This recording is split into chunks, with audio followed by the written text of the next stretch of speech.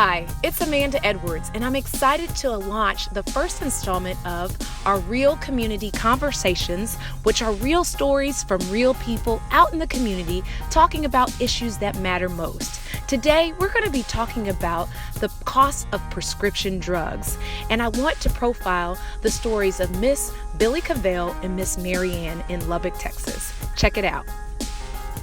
I want to thank you for joining me, Billy and Marianne, for joining me, because we're going to be having talks just like this one with people in the community. We like to call it real community conversations. And I want to get real life perspectives about what's happening with prescription drugs. And of course, Billy, you're at the table because you've been a pharmacist for I've been many dealing years. with that. For many years. So how has it changed over the course of the years? And Marianne, I want to hear your perspective about Well, I can tell you this. When the prescription drug plan came out, Part D, the insurance companies were paying for whatever. They didn't have a formula. Now they got a formula. They only have certain drugs on their formula that they're going to cover. Okay. But when the first drug program first Part came D out, is Medicare Part D. Is what you're talking about, which is a prescription drug benefit. They would pay for any drug that the doctor wrote for when it first came out. Then all of a sudden they got them a formula.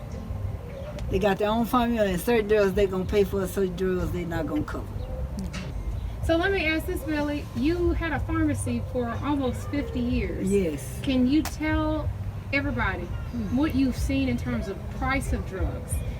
Did it always start off this expensive, or did you see over time? So when did it start getting really out of control? Once they got control of everything. And then I can't say a year or two, but like I said, when they first started out, they covered every drug that the doctor wrote for. Then they wasn't making enough money, I guess. So they decided they're gonna make their own formula, and if it wasn't on that formula, then they wasn't gonna cover it. You're gonna have to come out your pocket and pay the full amount. So did you ever see people who were coming to the pharmacy that didn't have the money for the pharmacy? Oh yes, for the drug?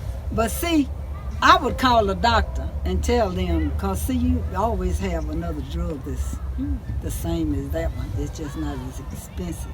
I would always call that doctor, but see, the other pharmacists, they're not going to do that. You would try to get the generic. I call, I look it up, and find a drug, not necessarily generic.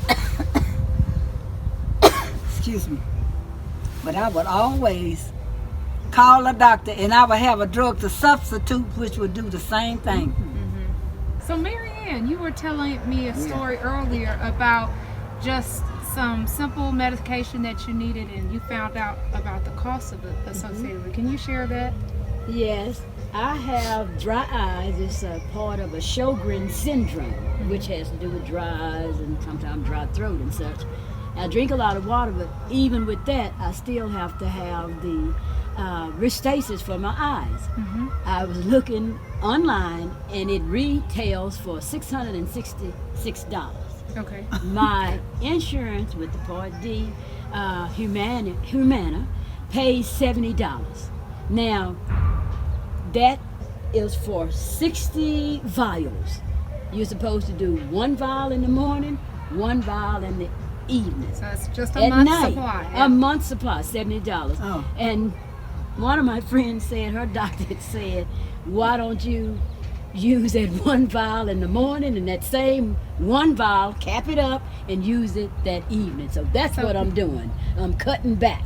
So you're changing your regimen. And it lasts you 60 days instead and of 30. that's not Exactly. that's not something that's uncommon. And because a lot of people, you hear people talk about their insulin. Well, that's what and I'm not doing. taking their insulin that's another properly. thing. That's what I'm doing. That's what you're I'm doing that, and using over-the-counter eye drops. Just and that's that's not what I you're know supposed it. to be doing. I know but it. it's because of pricing. Is Yeah. that right? It got a lot to do with money. And I don't understand, if you go to Mexico, oh yeah, you can buy that stuff. Of course, you got to know if it's English.